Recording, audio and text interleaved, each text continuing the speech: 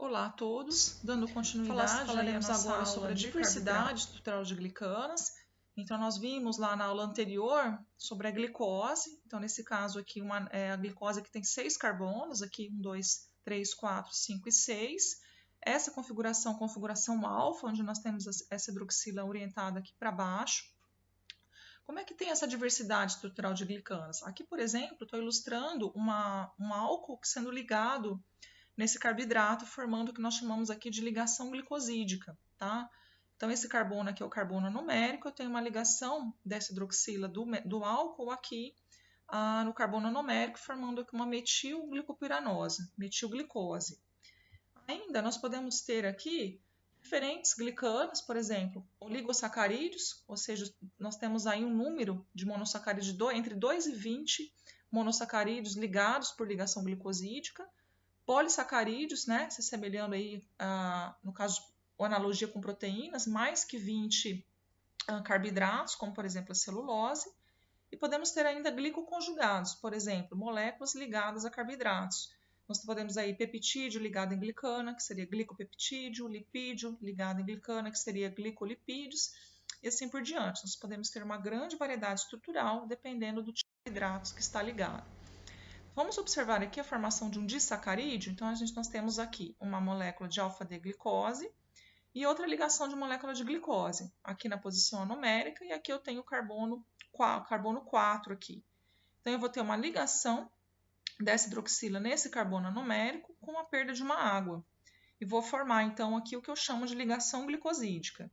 Então, aqui é um nome bem formal, vamos dizer assim. Eu tenho uma alfa-glicopiranozila, aqui configuração 1, 4, ligado em D-glicopiranose, tá? Aqui eu tenho o que eu chamo de carbono numérico, então formação de um disacarídeo com formação de uma ligídica. A lactose, por sua vez, ela é formada por uma unidade de galactose, tá aqui, eu chamo de beta-galactopiranosil, com uma molécula de glicose. Então, nesse caso, eu tenho uma beta-glicose também. Aqui a forma abreviada de falar, então galactose, beta, 1,4-glicose. A sacarose, eu tenho a ligação de uma frutose, tá? Que está aqui representada, com uma glicose. Então, a glicose está aqui e a frutose está aqui. Então, formando aqui a sacarose. Então, mostrando o formato de cadeira, né? A lactose, então, molécula de galactose, molécula de glicose, que eu tenho uma lactosamina, seria uma galactose com uma glicosamina aqui representada, ligação 1, 4. Maltose, eu tenho duas glicoses, aqui tem uma ligação alfa aqui, uma glicose com a outra. Aqui um outro carboidrato ligado aqui na posição 1, na posição 6 do carboidrato, que eu chamo de antibiótico. Então, aqui é a sacarose. Nós temos aqui glicose e frutose, tá? Formando, então, a sacarose. Aqui a configuração alfa, aqui a configuração beta. Então, as grandes equisoses de importância, nós temos aí glicose, presente aí em suco de frutas, ela vai ser resultante da hidrólise de amido, de sacarose, de maltose, lactose, a frutose, presente no mel, né, resultante aí da hidrólise da sacarose. A galactose, resultante da hidrólise da lactose. E aqui um conceito importante que nós vamos ver agora, a questão de açúcares redutores e não redutores. O que é isso? Então, vamos observar. Para a gente entender o que é um terminal redutor e não redutor, nós temos que observar o quê? O carbono numérico. Então, por exemplo, onde está o carbono numérico? É o carbono onde eu vou observar que está ligado ao lado desse oxigênio aqui. Quando eu tenho essa hidroxila do carbono numérico livre, é o que eu chamo de terminal redutor, tá? Esse aqui é um terminal não redutor. Você observe que aqui não tem carbono numérico. Já nesse outro lado, eu tenho carbono numérico, mas ele não tem hidroxila livre. Então, nesse caso, ele é não redutor.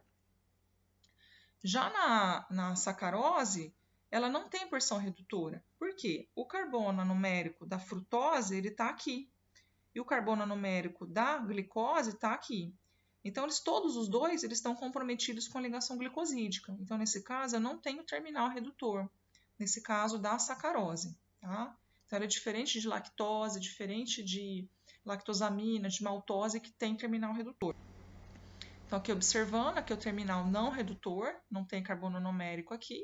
E aqui é o terminal redutor, que é onde está o carbono numérico, que está ligado aqui ao lado desse oxigênio e tem esse grupo hidroxila livre. Aqui exemplos de trissacarídeos, por exemplo, 3 carbonos, pode observar que é manose ligada numa galactose, em outra galactose, glicosamina, aqui tem galactose, diferindo aqui nas posições nas quais eles se ligam. Aqui manose, tem várias galactoses ligadas, então nós podemos ter uma grande variabilidade conforme o número de carboidratos. Aqui nesse caso, nós temos os polissacarídeos. Aqui estão representados o quê? Várias unidades de carboidratos formando os polissacarídeos. Nesse caso, quando eu falo homopolissacarídeos, são todos carboidratos idênticos aqui. Aqui ele é linear e aqui ele é ramificado. Já o que eu chamo de heteropolissacarídeos são aqueles que têm carboidratos diferentes, aqui representados por cores diferentes. E aqui ainda tenho ramificações aqui apresentadas. Glicogênio, desculpa, aqui coloquei glicogêncio, glicogênio e amido. Então, o que é o amido? O amido ele é um polímero de glicoses, tá? Então, ele tem várias unidades aqui de glicoses conectadas por configuração que eu chamo de alfa 4. Então, carbono 1, carbono 4. Isso aqui é o que eu chamo de amilose, tá? Ela é uma cadeia linear. Aqui eu tenho uma extremidade redutora, aqui extremidade não redutora. Então, são cadeias longas e não ramificadas. Só com o amido, também chamado de amilopectina, que ela é altamente ramificada. Então, observa que aqui eu tenho ramificação na posição 6. Tá? Então, são regiões de ramificação do amido. Então, o amido é constituído por amilose, amilopectina, sendo ele um polímero de glicose. Aqui ele tem essa estrutura, um aspecto bastante helicoidal. Nós vamos ver na aula prática como é que a gente consegue determinar, caracterizar esse amido. Tá? Já o glicogênio, que é o armazenamento, né, de energia das nossas células, armazenamento de glicose, a forma que o organismo possui de armazenar glicose, ele é bastante compacto, ele tem bem mais ramificação do que o amido. O amido é a forma de armazenamento das plantas e o glicogênio é a forma de armazenamento das células animais. Então, nesse caso, o glicogênio ele é bem mais ramificado, tá, e compacto do que o amido.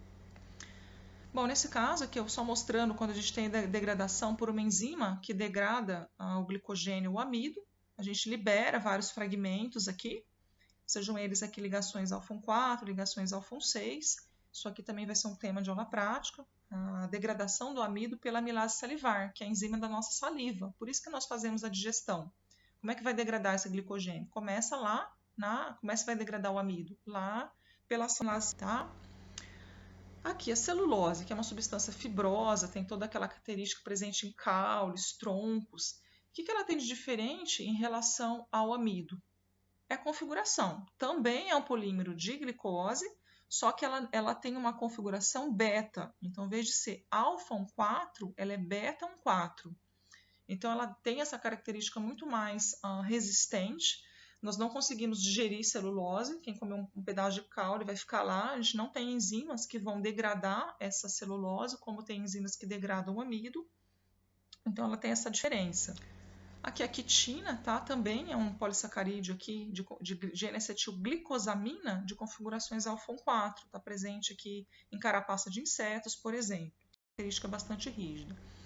Aqui só para ilustrar alguns exemplos de fármacos com base em estruturas de carboidratos, como vocês podem observar, tá? Carboidratos fazendo parte, aqui a heparina, tão conhecida aí, um antitrombótico importante, tem todas essa característica de carboidratos sulfatados, tá? Para vocês observarem. Inibidores de enzima glicosidase para terapia antidiabetes, nós temos também medicamentos que são à base de carboidratos. Fármacos antivirais também têm como base o estudo de carboidratos. E agora os glicoconjugados. Então, por exemplo, nós podemos ter aqui aminoácidos, peptídeos e proteínas ligados a glicanas. Nesse caso aqui, eu tenho a representação de um glicoaminoácido. Então, eu tenho uma glicana, uma galactosamina ligada em serina, por exemplo, né? Via oxigênio aqui via nitrogênio. Aqui é um exemplo, até um exemplo dos meus trabalhos de pesquisa. A gente tem um carboidrato ligado em um aminoácido. Nesse caso, uma glicosamina e aqui uma galactose. Aqui um glicopeptídeo, nós temos aqui carboidrato ligado em uma cadeia peptídica.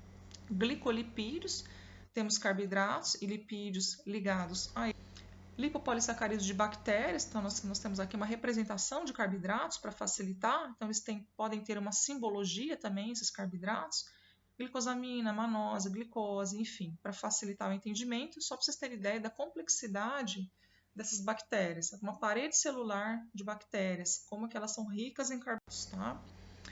Oligosacarídeos ligados a proteínas, também nós podemos observar, O ligados, N ligados, outras classes, tá? Só para ilustrar a complexidade que é, pessoal, para vocês terem uma dimensão de como que esse tipo de estrutura é rica, como eles são encontrados em animais.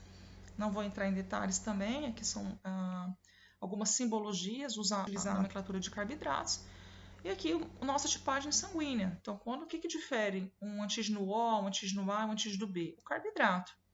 Então, no caso do antígeno A, ele tem o que nós chamamos de epítopo antigênico, a gente tem aqui uma galactosamina. Já no antígeno B, nós temos uma galactose, é o que diferencia um tipo sanguíneo do outro, é o carboidrato. Só para mostrar. Então, tudo isso aqui, o que difere um antígeno A e um antígeno B, né, é a estrutura de carboidrato. Bom, com isso nós encerramos essa segunda parte da aula. Obrigada e um abraço a todos.